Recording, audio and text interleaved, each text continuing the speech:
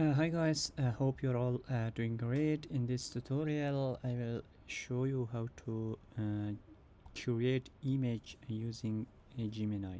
Are you ready? So let's get started. First you should log in into gemini.google.com, okay? And then after that you should write about your picture which you want to create with Gemini. For example, create an image to show the culture and beauty of Switzerland. Okay, and enter it. You have to wait, it's generating the image.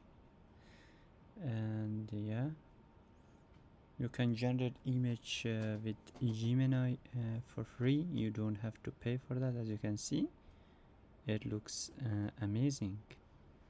The flag of Switzerland, the mountain, the cows, and so on. Yeah, that's how you can create an image. If you are not happy about that, you should write another one, please. And see, it's generating another image for you if you are not happy about the first one.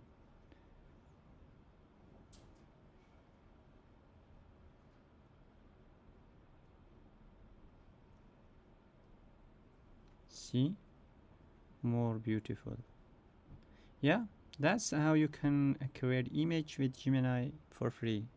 That's it guys, hope you will like it. Please like and subscribe to my channel. See you in the next video.